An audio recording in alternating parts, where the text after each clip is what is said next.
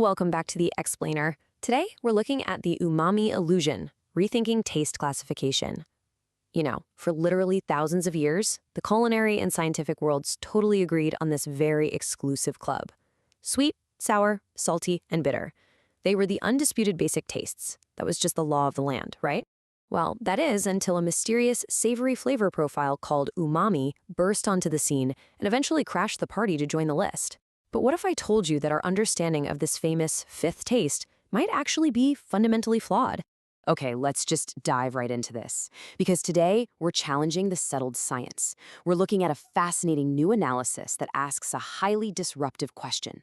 Is umami really a basic taste? Or honestly, have we been totally misclassifying it this whole time?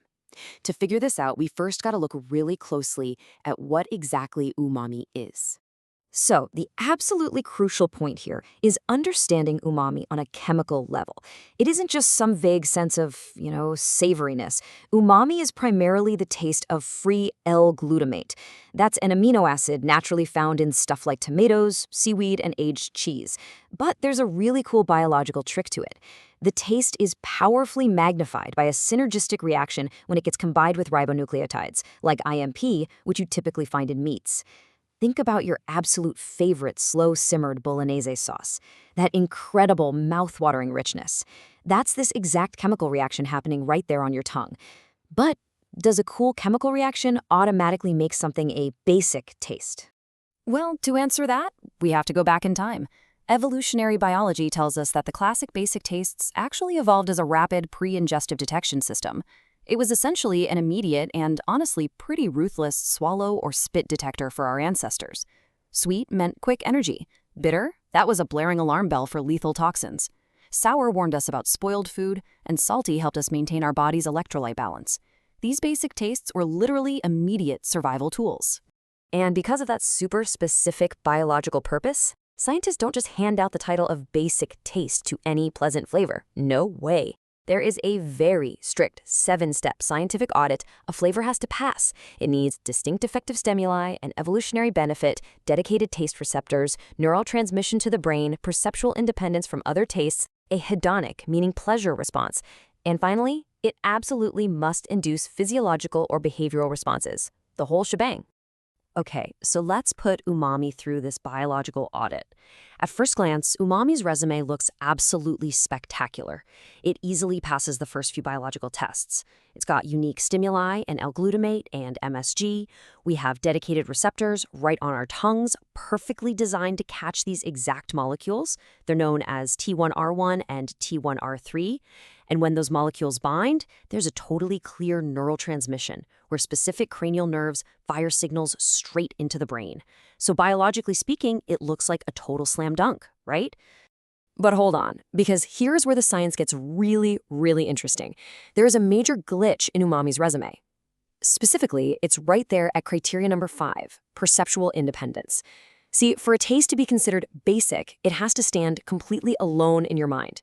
You aren't going to confuse sweet with bitter. But umami, it really struggles to be independent. Actually, scratch that, it outright fails. L-glutamate often requires a cation, usually just a simple sodium ion, just to be perceived at all. Without salt, the whole umami flavor kind of just falls apart. In fact, researchers found that a staggering 27% of people are what they call umami hypotasters. Just to put that into perspective, that means roughly 1 in 4 people you know literally cannot distinguish a pure umami solution from the taste of salt. They have a completely blurred sensory experience. The divide in how we perceive this is just stark. For regular umami tasters, it's this completely independent, rich, savory flavor. But for the hypotasters, they're actually only perceiving the sodium cation attached to the glutamate molecule. To them, it literally just tastes salty. And to make matters even more complicated, umami shares a receptor subunit, that T1R3, with sweet tastes. Studies actually show these hypotasters also often confuse umami with sweetness. Because it overlaps so heavily with salt and sweet, umami outright fails the perceptual independence criteria. So that brings us to a really disruptive question.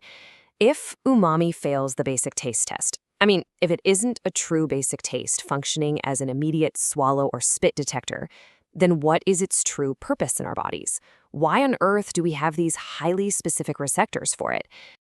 And here is the thrilling twist in the research. Those T1R1 and T1R3 glutamate receptors that catch the umami molecules? Yeah, they aren't just on our tongues. Scientists have recently discovered that these exact same taste receptors line our entire gastrointestinal tract. Basically, your gut is quite literally tasting the umami as you digest it. This completely reframes what umami is actually doing for us. Umami has a hidden post-ingestive job.